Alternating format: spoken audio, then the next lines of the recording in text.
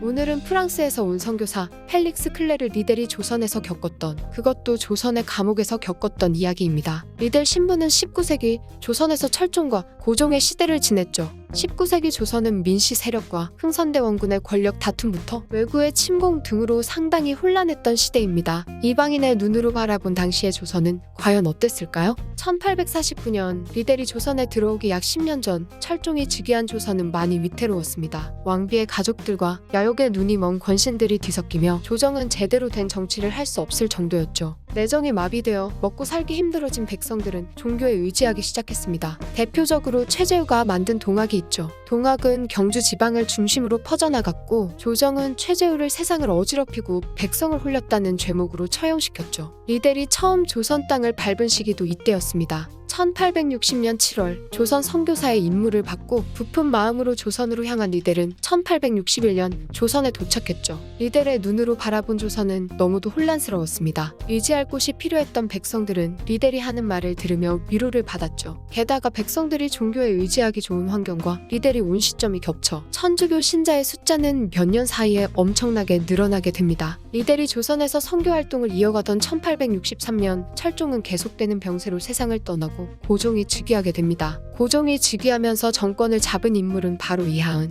흥선대원군이죠. 집권 초기에 흥선대원군은 천주교를 탄압할 생각이 전혀 없었지만 청나라가 천주교 박해를 시작하자 분위기에 편승하여 병인 박해를 일으킵니다. 당시 조선은 칠러 성향의 유학자들과 민씨 세력 그리고 친청 성향의 세력이 대치하는 중이었습니다. 흥선대원군은 친청 성향의 인물이었죠. 청나라에서 천주교 탄압이 시작되었다는 소식은 조선에도 빠르게 퍼져나갔습니다. 칠러 성향의 세력들은 청나라의 행동에 반발했고 흥선대원군은 정치적인 목적으로 병인 박해를 일으킨 것이죠. 병인 박해로 프랑스에서 온 선교사 12인 중에서 9명이 처형당하기에 이릅니다. 리델은 겨우 조선을 탈출하는 데 성공했죠. 청나라로 탈출한 리델은 텐진에 주둔하던 프랑스의 사령관 로즈 제독에게 병인 박해 사실을 알렸습니다. 로즈 제독은 겨우 살아남은 선교사들을 구하기 위해 조선으로 쳐들어갔고 이 사건으로 병인 양요까지 일어났죠. 병인 양요의 여파로 흥선대원군의 천주교 탄압은 더욱 심해졌고 6년 동안 8,000명의 무고한 신도들이 처형당합니다. 병인 박해는 지금까지 조선 땅에서 벌어졌던 천주교 박해 중에서 가장 규모가 컸고 전쟁까지 벌어졌으니 한국 가톨릭 교회는 완전히 끝나는 것처럼 보였죠. 하지만 시간이 흘러감에 따라 조선의 상황도 조금씩 변했습니다. 흥선대원군이 민씨 세력에게 권력을 빼앗기게 된 것이죠. 천주교를 박해하던 흥선대원군과는 달리 민씨 세력은 천주교에 긍정적인 반응을 보이던 세력입니다. 리델도 1877년 다시 조선 땅을 밟게 되었죠. 선교 활동을 하기에 상황이 나아졌을 것이라 생각하고 다시 조선 땅을 밟았지만 리델을 반겨준 것은 포졸들과 포승줄이었습니다. 조선에 들어온 지 4개월 만에 리델은 조정에게 발각되었고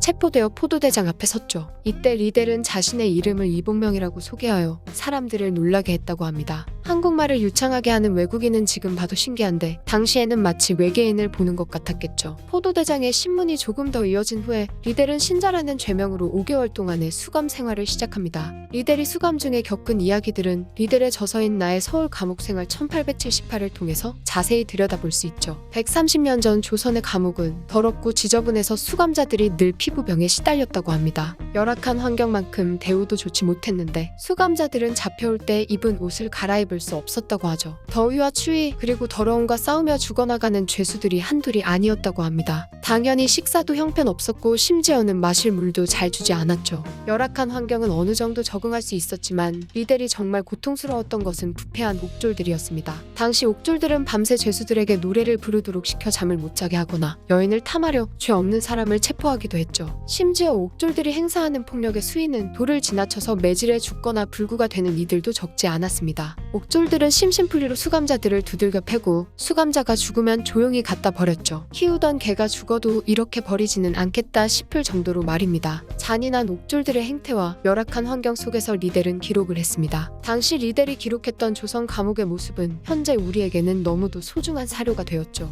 예를 들어서 사형 집행을 당하기 전에 사형수가 보낸 하루나 수감 첫날 죄수가 겪은 일들은 당시 조선 감옥에 투옥되었던 경험이 없다면 절대로 알 수 없는 부분들이죠. 리델은 조선 감옥의 모습들을 자신의 저서에 아주 자세하게 기록했습니다. 비록 5개월 동안의 이야기지만 우리가 만나볼 수 있는 조선 감옥 이야기 중에서는 단연 가장 적나라한 모습들을 담아냈죠. 5개월의 수감 생활을 마친 리델 신부는 석방되어 추방길에 올랐습니다. 리델은 만주로 향하는 길에도 자신이 본 것들을 기록하는 일을 멈추지 않았는데 포교들의 호의를 받으며 청나라행 배로 가는 길에 기록한 조선의 모습은 당시 백성들이 힘든 삶을 영위했다는 것을 여실히 보여주죠. 사람이 살기 힘들 정도로 작은 흙집들과 행차에도 아무런 반응을 보이지 않는 백성들의 모습은 활기가 죽어버린 도시 같은 느낌을 줍니다. 하지만 성문을 벗어났을 때 리델은 자신의 눈앞에 펼쳐진 풍경에 감탄했습니다. 리델이 기록한 아직 개발되지 않은 산자락과 넓게 펼쳐있는 논밭은 정겨운 느낌을 주죠. 하루 종일 쉬지 않고 이동해 겨우 파주에 도착한 리델은 파주에서 하룻밤을 보내기로 했는데 이때 리델이 기록한 조선의 세면도구들은 당시 백성들이 어떻게 생활을 했는지 알 수 있는 대목입니다. 따뜻한 물의 온도를 유지하려고 화강석으로 만든 대야를 사용하거나 양치를 하라고 놔둔 소금 등 흥미로운 부분이 많죠. 파주에서 자고 일어났을 때 리델을 반긴 것은 감옥과 너무도 비교되는 식사였습니다. 고기부터 달걀에 나물까지 젓가락을 어디로 가져갈지 모를 정도로 푸짐했다고 하죠.